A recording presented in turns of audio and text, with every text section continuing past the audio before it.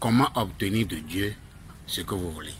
D'abord, pour obtenir de Dieu ce que vous voulez, il faut déjà connaître le Dieu que vous voulez prier. Et savoir que ce que vous voulez là, que ce Dieu-là a ça. Connaître d'abord le Dieu que vous priez est capital. Parce que c'est en le connaissant que vous pouvez savoir que oui, l'entité, c'est-à-dire le Dieu à qui j'adresse ce besoin, lui, il peut le faire. Pour comprendre ce que j'ai dit, c'est très simple.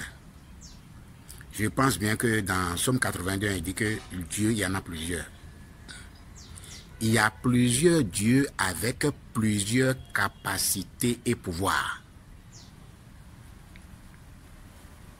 Quand tu veux l'amour, il y a le Dieu qui est du domaine de l'amour qui dépend de l'entité eau. Quand tu veux une protection, il y a le Dieu de la protection qui dépend de l'entité feu. Quand tu veux une richesse ou bien une propriété, tu veux avoir, c'est-à-dire ce Dieu-là dépend de l'entité de la terre.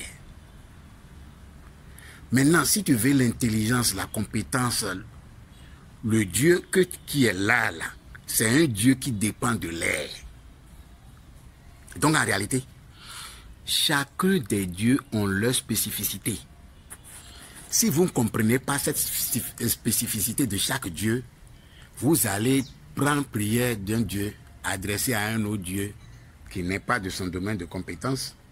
Et dans ça là, vous ne pouvez pas avancer. Et c'est le problème, sinon le problème de la grande majorité. Donc pour prier, pour obtenir quelque chose de Dieu, il faut déjà savoir que oui, ce Dieu-là a ce que je veux. Bientôt, la divinité est scindée en trois, comme vous dites ici, mais la façon dont c'est classé, c'est l'un dans l'autre. Donc je vais prendre seulement l'aspect protection. Quand tu prends l'aspect protection, bon, je prends l'aspect protection parce que l'entité qui veille sur la protection, c'est lui-même qui initie l'humain à son évolution spirituelle. Et cette entité est appelée, l'entité là est appelée Shiva, le Seigneur Shiva. Est-ce que vous voyez? Donc, quand tu veux la protection, c'est du domaine de Shiva. Maintenant, si tu veux évoluer spirituellement, c'est encore le Shiva. Donc, c'est à cause de ça que tous les yogis que vous voyez là, leur divinité est là, c'est Shiva. Parce que c'est l'initiateur de yoga, de toutes les formes de yoga qui existent. Parce que c'est en t'initiant sur les formes de yoga qui existent et en évoluant, en avançant sur ce chemin, en même temps que tu accrois ton pouvoir de protection. Ce qui n'est pas le cas des dieux, des divinités que nous avons ici, que on dit Jésus, on dit Dieu d'Abraham, d'Isaac, de Jacob ou bien de Allah. Non, non, non, c'est pas la même chose. C'est carrément totalement différent. Est-ce que vous voyez? Donc, connaître d'abord la divinité que tu es en train de prier, c'est déjà un pas vers l'obtention de ce que tu dois avoir. Maintenant, est-ce que prier une fois suffit? Non. Prier une fois ne suffit pas parce que quand vous priez une entité, supposez que vous prenez le mantra de, bon, pas Shiva, vous avez la possibilité de le joindre par ses propres mantras, pas les mantras par lesquels vous pouvez le joindre. Est-ce que vous voyez? Il y a l'autre route de yoga qui sont aussi les voies qui le joindre parce que tous les yogas sont en bas de lui. C'est de lui que dépendent tous les yogas. Donc j'ai dit, il faut déjà connaître l'entité là pour savoir ce qu'il a. Donc dans la classification des divinités au niveau des orientaux, il y a selon eux le pré-créateur qui est Brahma, qui est le père de la création. Il y a Vishnu,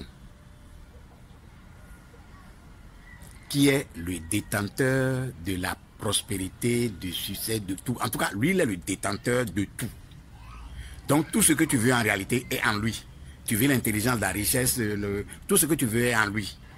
Parce que c'est de lui que vient le Seigneur. Donc, je vais expliquer un peu ça. Donc, je vais aller en profondeur pour pouvoir orienter chacun. Pour montrer l'aspect, c'est-à-dire comment les orientaux, eux, ils abordent de façon efficace les dieux et ils obtiennent ce qu'ils veulent de ces dieux-là.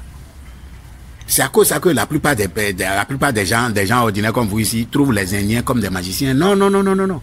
C'est parce qu'ils prient des entités qu'ils connaissent Et ils font ce que ces entités-là aiment pour faire saigner leur corps d'amour.